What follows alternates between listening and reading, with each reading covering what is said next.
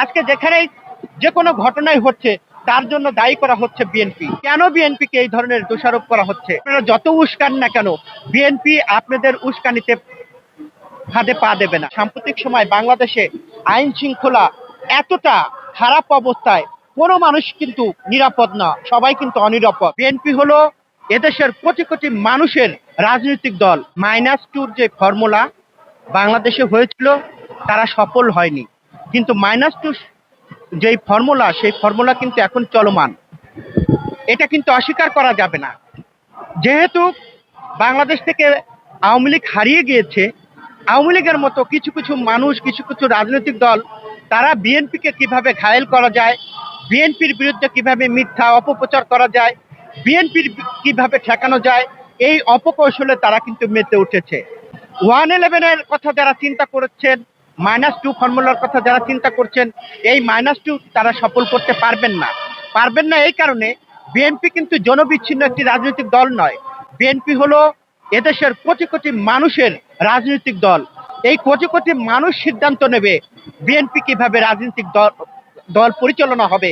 কাজেই -2 ফর্মুলা কে দিল আর না দিল এটা নিয়ে বিএনপির মাথা ঘামানো নাই।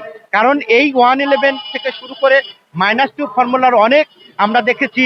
বেগম খালেদা জিয়াকে কিভাবে রাজনীতিতে মাইনাস করা যায়, তারেক রহমানকে মাইনাস করা যায়, বিএনপিকে মাইনাস করা যায়। মাইনাস যারা করতে গিয়েছেন তারাই মাইনাস হয়েছেন, তারা এখন দিল্লিতে আছেন। কাজেই বিএনপির বিরুদ্ধে যারাই ষড়যন্ত্র করছেন কোনো কাজ হবে না। আমরা সকল ষড়যন্ত্র মোকাবেলা করব রাজনীতিক মধ্য দিয়ে। অন্তর্বর্তী সরকারকে আমরা সম্মান জানাই, শ্রদ্ধা জানাই। অন্তর্বর্তী সরকারকে বিএনপি সার্বিকভাবে সহযোগিতা করছে, আপনারা জানেন। কিন্তু আমরা এখনো কোনো আলামত দেখতে পাচ্ছি না যে জাতীয় নির্বাচনটা সঠিকভাবে তিনি করতে পারবেন কিনা। কারণ ওনার যে কর্মকাণ্ড এবং ওনার প্রেস সচিবের যে কর্মকাণ্ড, ওনার উপদেষ্টাদের যে কর্মকাণ্ড, সমস্ত কর্মকাণ্ড এই পর্যন্ত আমরা এদেশের জনগণ মনে করে বিতর্কিত।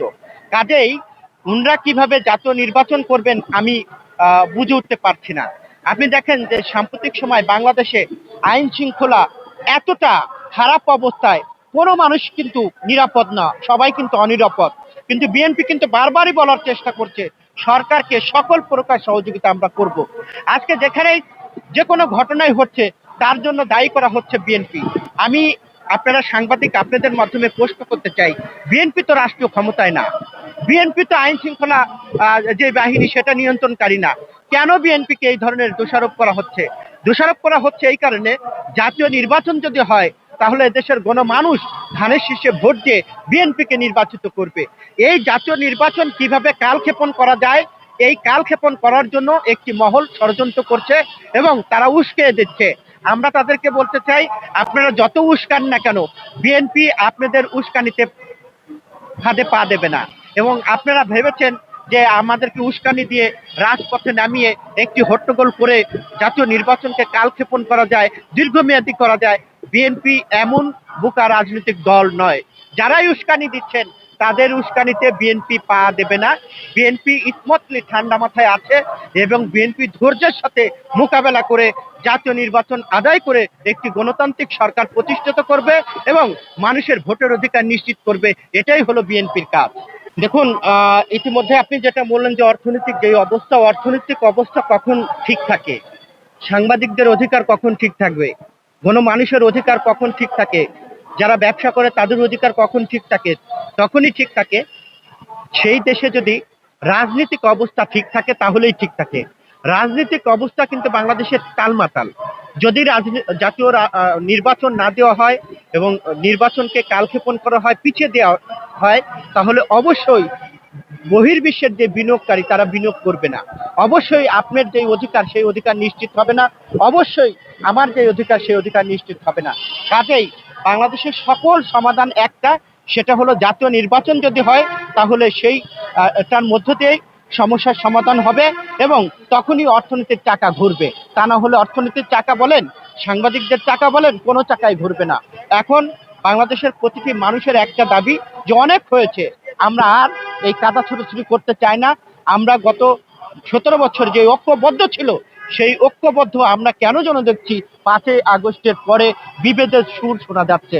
এই বিভেদের সুর ভারতের গোয়েন্দা সংস্থা বিভিন্ন রাজনৈতিক দলের মধ্যে ঢুকে নানান রকম প্ররোচনা দিয়ে এই আওয়ামী লীগকে কিভাবে রাজনৈতিকভাবে পুনর্বাসন করা যায়, আওয়ামী লীগকে বিভিন্ন রাজনৈতিক দলের জামা পরিয়ে তারা পিআর পদ্ধতির কথা বলে রাজনৈতিক অঙ্গনে ছেড়ে দিয়েছেন, বিতর্কিত করছেন। আমরা বলতে চাই পিআর পদ্ধতি যেই নির্বাচন, এই নির্বাচন বাংলাদেশের মানুষ মানে না। জাতীয় নির্বাচনের আগে স্থানীয় নির্বাচন বাংলাদেশের মানুষ মানে না।